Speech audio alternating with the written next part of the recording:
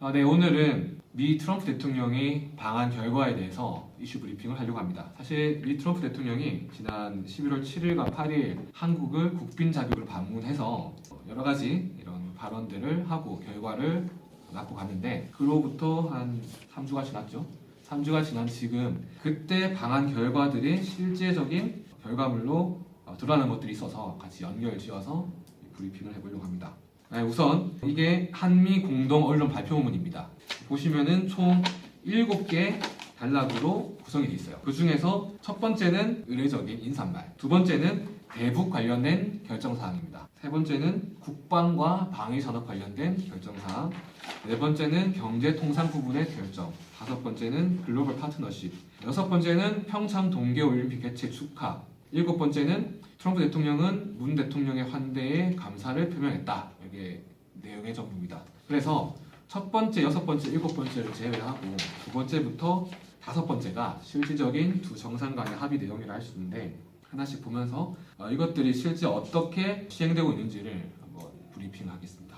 먼저 합의문 두 번째 내용을 보면은 제목이 이렇습니다. 문 대통령과 트럼프 대통령은 대북 정책 관련 긴밀한 협의와 조율, 협력을 지속해 나가기로 약속하였다 라고 하면서 총 6가지 내용을 제시를 하고 있어요. 첫 번째, 북한의 대량 살상 무기와 탄도미사일 프로그램을 포기할 것을 촉구. 두 번째, 북한을 대화로 복귀시키기 위해 국제사회와 조율된 압박을 해나가자. 세 번째, 북한의 위협으로부터 미국과 동맹국을 방어하기 위해서 핵과 재래식 전력 등 미국의 모든 군사력을 사용할 준비가 되어 있다. 네 번째, 북한 문제를 해결하기 위해서 중국의 영향력을 행사할 필요가 있다. 다섯 번째, 북한의 인권 상황을 규탄한다. 여섯 번째, 북한이 올바른 길을 간다면 한국과 미국은 보다 밝은 미래를 제공할 준비가 되어 있다. 까지 북한 관련해서 6가지 내용을 합의하고 발표했습니다. 이와 관련해서 진행된 상황들이 있는데요. 먼저 11월 중순에 미국 세계 항공모함 전단이 동해상에서 한국 해군과 함께 고강도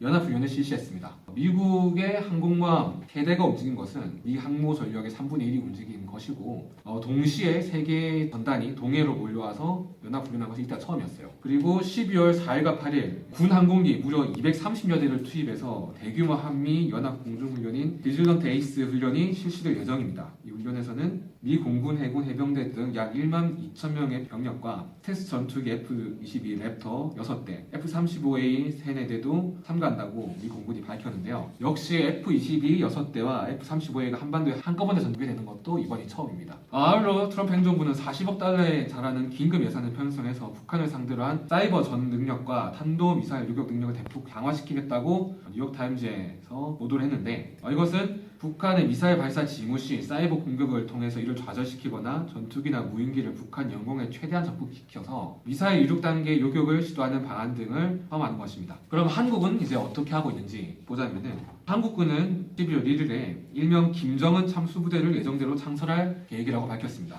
이 부대는 한반도 유사시 김정은 참수작전을 포함한 북한 수뇌부를 겨냥한 특수작전을 하는 부대인데요. 이것은 대량 응징 보복과 선제 타격 개념인 KMPR과 킬체인의 주요 핵심 전력이라고 할 수 있습니다. 이게 뭐냐면은, 만약에 북한이 핵무기나 대량 살상 무기 등을 사용할 징후, 심각한 안보 위협이 있다는 징후를 포착할 경우에 국군 통수권자의 문재인 대통령이 결심을 해서 대량 응징 보복을 실행하는 건데, 그 중에 하나인 참수작전을 실행하는 거죠. 김정은 참수부대가 평양 북한 지휘부에 침투해서 김정은을 제거하고, 동시에 우리 군의 현무 탄도미사일, 공군갈군의 순항미사일, 공대지 미사일들로 북한의 주요 군사시 타격하겠다, 이런 계획인 거고, 그 중에 하나인 김정은 참수부대를 예정대로 창설하겠다라는 계획을 밝힌 겁니다. 즉, 이게 한미 공동 언론 발표문 중에 두 번째 단락, 북한에 대한 압박과 군사적 조치가 한국과 미국이 동시에 진행을 하고 있다라는 얘기를 드릴 수가 있겠습니다. 다음으로 세 번째가 국방과 방산 관련된 부분이었는데, 이 점에 있어서는 5가지 얘기를 했습니다. 첫 번째, 문 대통령과 트럼프 대통령은 주한미군 관련 비용 분담이 굉장히 바람직했다고 평가를 했습니다. 대한민국이 주한미군 평택기지 확장에 90억 불 이상을 기여했는데 이게 바람직했다고 평가하고 있고요. 두 번째는 대한민국 탄도미사일 탄두 중량 제한을 해제하는 2017 개정 미사일 지침을 채택했다라고 밝혔습니다. 세 번째는 한미 동맹의 사드 체계 배치는 성공적이었다라고 평가를 했고,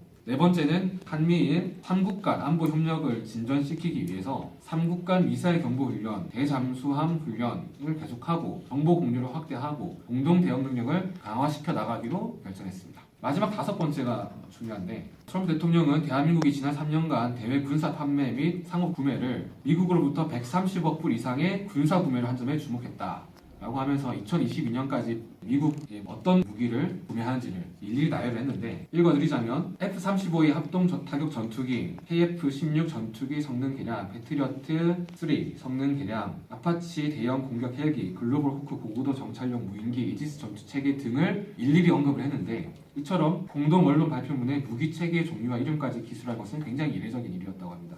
자, 이것들을 다 도입할 경우에 과연 어느 정도 비용이 소모되는지를 조사한 게 있는데, 우선 한미 양국이 합의한 조인트 스타드 지상 감시 전략 정찰기는 대당 4천억 원입니다. 이를 4대 들어올 경우에 1조 4천억에서 1조 6천억 가량 소요가 됩니다. 또한 우리 군은 2021년까지 F-35의 스텔스 전투기 40여 대를 들어오고 이에 더해 20여 대를 추가 구매하는 방안을 가지고 있는데, 수입 대원은 3조 원 이상입니다. 해군 이지스 구축함에 발사된 탄도 요격 미사일 SM-3 블록의 경우에는 한 발당 237억입니다. 이 계획대로 도입되면 미사일 가격이 1조 7천억이 들어갑니다. 이와 함께 해군 해상 초계기 구매 사업 경우에는 사실상 보잉사의 P-8 포세이돈으로 내정이 되는데, 책정 예산은 1조에서 1조 2천억 수준이고, 지금까지 언급해드린 무기 구입 예산만 7조에서 8조 가량 되는 금액입니다. 그러니까 이 7에서 8조 원 되는 금액의 무기 구매를 이 한미 대통령이 같이 발표하는 공동 발표문에 무기 체계까지 실었고, 이것은 미 트럼프가 한국 정부에 보내는 예컨대 청구장이 아니냐, 청구서가 아니냐라는 평가가 있습니다. 11월 4일 언론의 보도에 따르면 미국 트럼프 대통령은 이렇게 얘기했습니다.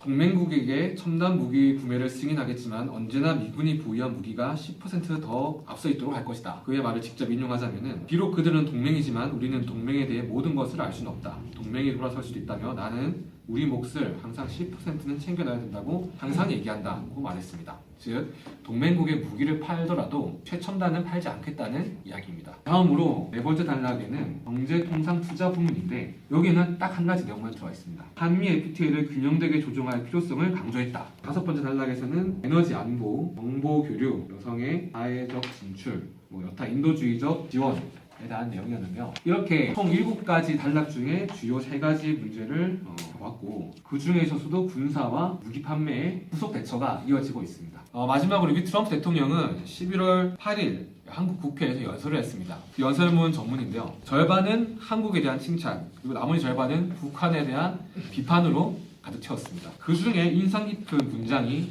하나가 껴있었는데, 이렇게 말합니다. 저는 힘을 통한 평화를 원합니다. 그리고 이제는 힘의 시대입니다. 평화를 원한다면 항상 강해야 합니다. 라고 트럼프 대통령이 한국 국회에서 언급을 하고 갔습니다. 공공연하게 미국 트럼프 대통령은 힘의 시대를 선언했습니다. 우리 한반도가 원치 않는 전쟁 혹은 분쟁에 휘말리지 않기 위해서 평화를 지키려면 과연 트럼프 대통령의 말대로 힘의 시대 논리, 힘의 논리에 따라야 할지, 아니면 또 다른 평화의 논리를 만들어 할지는 우리 국민들의 손에 달렸다고 생각합니다. 우리는 앞으로도 한미 정상회담의 결과를 기억을 하면서 한국과 미국 사이에 일어나는 외교적인 문제 혹은 이슈에 대해서 분석하고 과연 우리나라의 국익이 무엇인지를 잘 판단해야 될 것 같습니다.